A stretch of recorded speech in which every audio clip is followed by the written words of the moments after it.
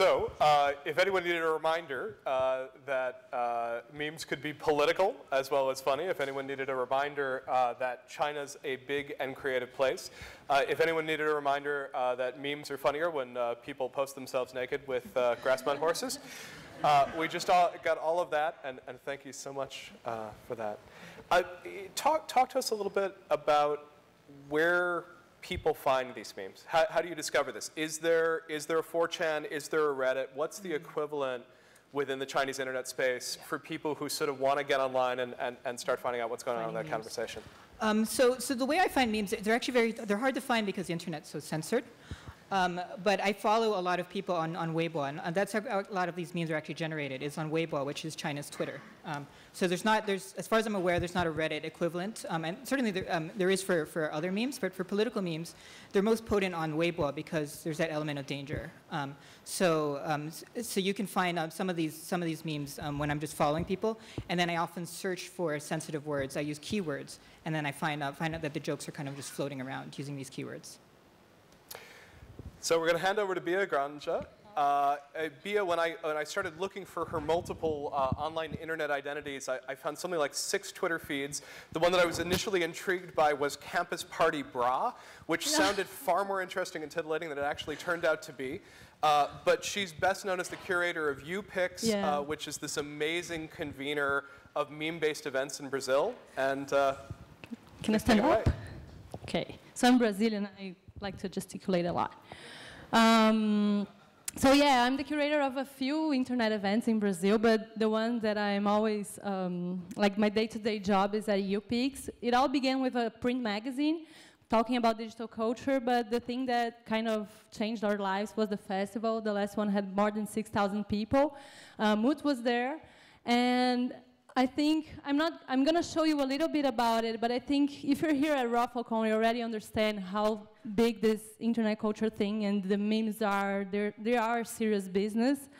So this is like youpix, a whole bunch of stuff going on. We have 3 different stages at the same time. We have our own version of Jesus Christ, who does parodies, like mystical parodies of pop songs online, like Katy Perry and stuff like that.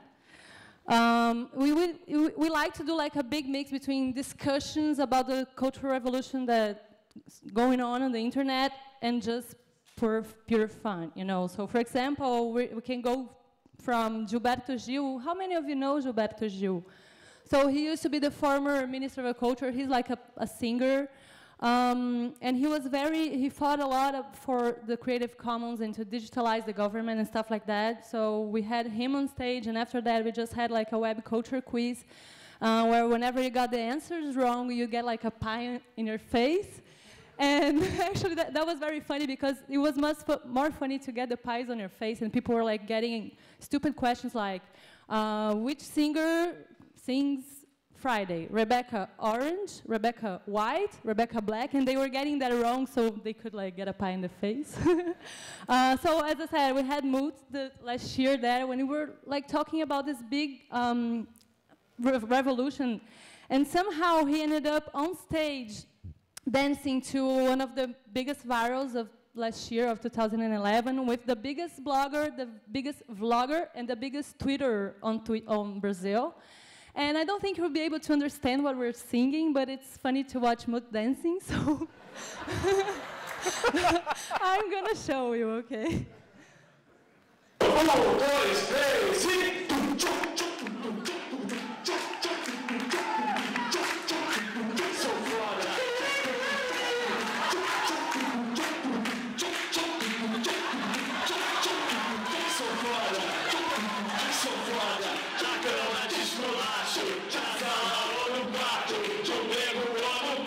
He realizes what he's doing, but he has no escape out of the stage.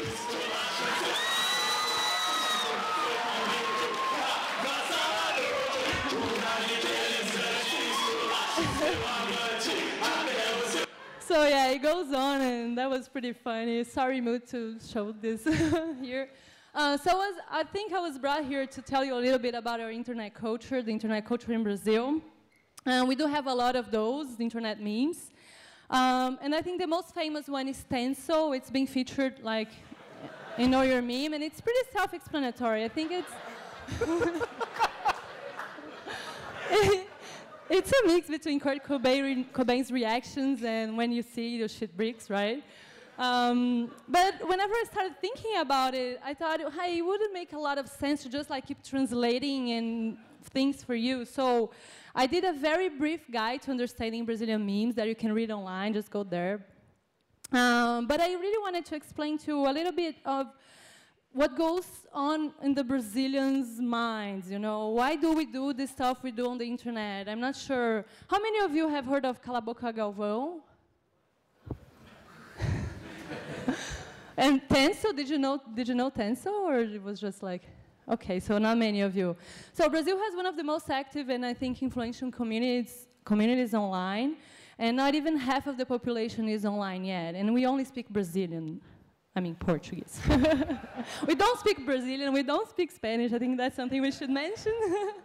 And actually, sorry about my English. I'm not native, and I wasn't raised here, so if I get something wrong and you don't understand, just raise your hands or do a little dance, or I don't know.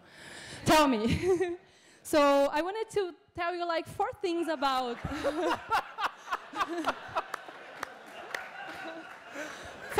four things about Brazil and why we behave like this on the internet. I think the first one, which is pretty important, is that we have like a different media setup for Brazil. We have no independent media in Brazil. It hasn't like occurred at all. And we have like 4 families that kind of own the whole media outputs, like newspapers and television and magazines and stuff like that. And whenever the web came out, like the web 1.0, these old media guys migrated to this new platform. So like UOL, the biggest portal in Brazil, is ran by one of those families. So it didn't like really represent for us a real disruption in terms of putting our voices out there, you know. It was just like the same thing. And blogs, I don't know, they're just like too complicated. I think intimidating for most of the people. So whenever social media came, it was like, oh my God, social media, we need that. Like, people were crazy about it, you know, and now they still are, you know. Facebook, Twitter, Tumblr, Google+, were like always like amongst the top 3 communities on those sites, you know. That's pretty huge. I mean, of course, China doesn't count because they'll be there, but they can't, but, you know. They're there in spirit. Yeah, you know. But I think that's pretty amazing. And the first, do you know Orkut? How many of you? Yeah. So Orkut came out, I think, in 2004 or 5 or 3. I don't really remember. I think 2004. And the Brazilian people were like, oh my God, Orkut, it makes sense. I need that. They just like owned it and dominated it so fast. Like at a certain point, 90% of all Brazilians that were online, they were in Orkut. And that kind of gave us a digital identity, actually an identity, because there are some people there that didn't even have like a social security number, but they were on Orkut and they were like, hey, visit my page, I'm doing stuff like that. So it was like very important for us. So social media for Brazilians, that's why we're always there, like on your Facebook and your tubes, like stuff like that. And the other thing is that we really have a video affinity. Like we have more televisions than we have refrigerators in Brazil, and that's pretty huge. We have we love television and we love the culture behind it. And I think that's like not like an academic study, but 85% of all things that go viral in Brazil are videos, and many of them are related to television, like bloopers and crazy interviews like Bad Intruder or stuff like that, you know. And I think that might be because of our high literacy rates. 30% of Brazilians kind of don't speak, don't write or read Portuguese at all. I mean, that's pretty huge. But hey, everybody has like a laptop with a webcam or a desktop with a webcam or stuff like that. So they can put their words out there. And I think one thing that really represents that, like online plus video, is Nipples Boy. He was a big hit like last year, a year ago. And I'm just going to show you, okay? So, enjoy. Bom, estamos aqui hoje para dizer assunto muito polêmico. Mateus! Mamilos são muito polêmicos. Mamilos! Mamilos! Mamilos!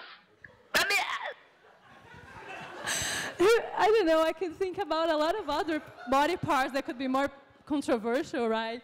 But that's just it, you know, a 13-year-old boy at his house having fun with his computer. Do you want to watch it again? Bom, estamos aqui hoje para dizer assunto muito polêmico. Mamilos! Mamilos são muito polêmicos. Mamilos! Mamilos! Mamilos! Mamilos! So actually, mamilos became a slang for a controversial subject, and every time someone says something controversial, people go, mamilos, you know, so remember that when you're in Brazil, okay?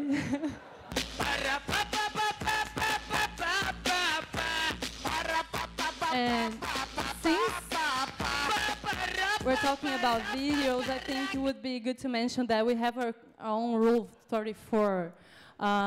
If it's a viral, there will be funk of it. You know, we love funk, we love the beat, and sometimes the funk version of the virals are bigger than the original ones, you know, which is just crazy. And of course, a spin-off to that rule would be, if it comes in funk mode, it's automatically awesome. So Foda, which was the viral that Moot was dancing to, came out last year and was like immediately elected the biggest viral of all time. I think because it is a clumsy video, like a video clip, to a funk music, which is very addictive, sang by a young boy, like 16, with very absurd lyrics that I'll be reading to you in a bit, with a cool, like, and very hard to do dance steps, which if any volunteers want to come up here and try with me, like, Moot did it, you have to do it. Okay, maybe not. So it had like, it was like the biggest viral, the biggest meme thing. Everybody were trying to dance, mashing it up, remixing it, and we even have like a stamp, a quality stamp, because so foda in English I think kind of means like I'm awesome. So we had like I'm awesome stamp and stuff like that. So this is like you may want to try that at home, medicated. So these are actual steps, okay? He does all that in the video. And I kind of free translated it so you could understand what the hell he's talking about. I even have how to sing it, but I'm not sure you'll be able to do it. So I'm gonna read it to you. It started out like diggy-ding, diggy-ding. And then he says, I'm fucking awesome. Diggy-ding, diggy-ding, I'm fucking awesome. I kick your ass in bed, in the living room or in the bedroom, in the alley or in the car. Very diverse, right? I am a badass, you know. Better than your husband. I kick your friend's ass. What the friend has to do with all this, right? In the dark, I'm dangerous. Ooh. A motherfucker fucker. An interesting guy. I'll mess with your lover's ass. And also your date ass. But don't forget that I'm a man whore. After all this fuckery spread out in the world, to drive you crazy, all the girls who tasted it could never forget about it. So yeah, 16-year-old singing that and doing that weird, bizarre move. So let's watch it, okay?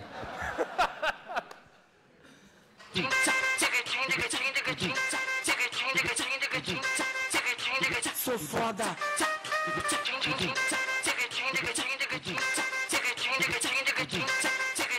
Sou foda. Sou foda. Na cama te esculacho, na sala ou no quarto, no beco ou no carro. Eu sou sinistro, melhor que seu marido. Esculacho seu amigo, no escuro sem perigo. Vassalador. Um cara interessante, esculacho teu amante, até o teu ficante. Mas não se esqueça que eu sou vagabundo. Depois que a putaria começou a rolar no mundo. Pra te enlouquecer, todas que provaram não consegue esquecer. Pra te enlouquecer, todas que provaram não consegue esquecer. Sou foda.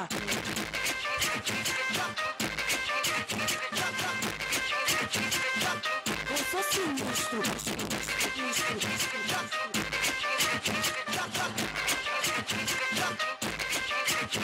Sou foda na cama de So that was so fun. I'm awesome. I mean, I couldn't possibly try to translate everything for you and to explain all the cultural references. I'm sorry, but I hope you enjoyed it a little bit. And you try that at home, okay, the little moves. So the other thing is we love to have fun. I mean, whenever I was invited to come here, I was very, oh my God, because Syrian, China, censorship, like dictatorship, political stuff, very big stuff, big issues going on. And I was like, yeah, I don't have that in Brazil. So I was...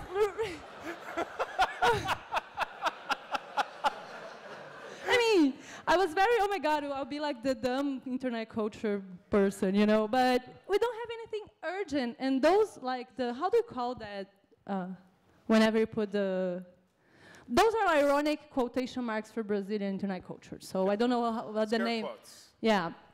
So, I mean, we do have stuff like illiteracy, we need to improve a whole bunch of things, sanitation and stuff like that, but that's not urgent, you know, we're a developing country, our economy has grown a lot in the last few years, we're gonna get there, you know, so we're allowed to have fun, I think.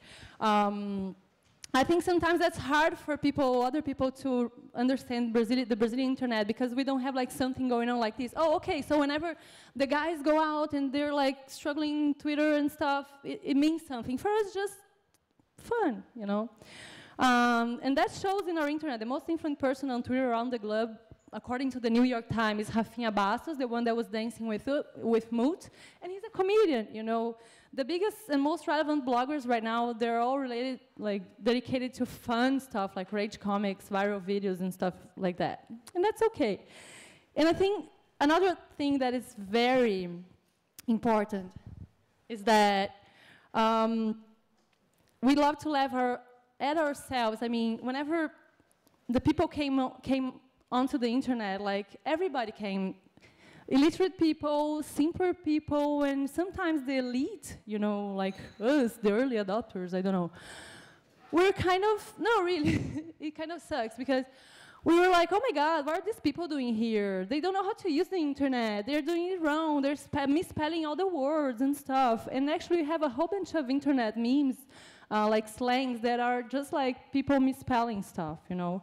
But I think whenever they bring to the internet like the real Brazil, you know, we're like, it's us there, and sometimes it amuses us, but sometimes it just shows how prejudiced we are, you know, and that kind of sucks.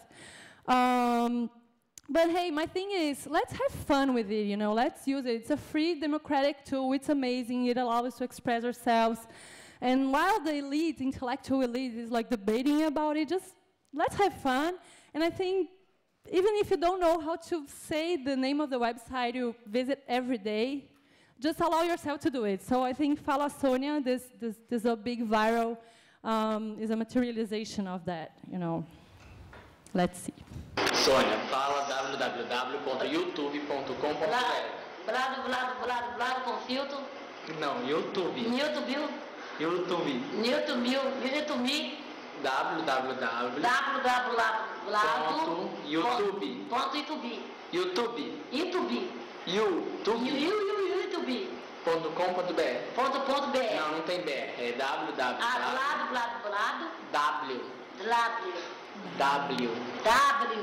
A amiga tá rindo, tá chorando, ela tá rindo. Ela tá rindo, me. Não tem problema.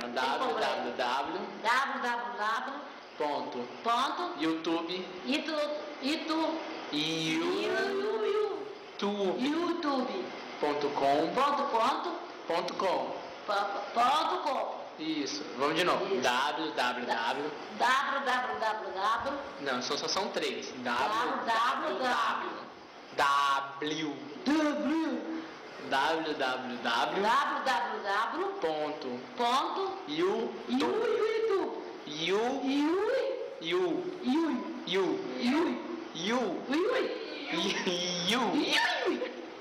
Você tá rindo, menino? Não. Então tá.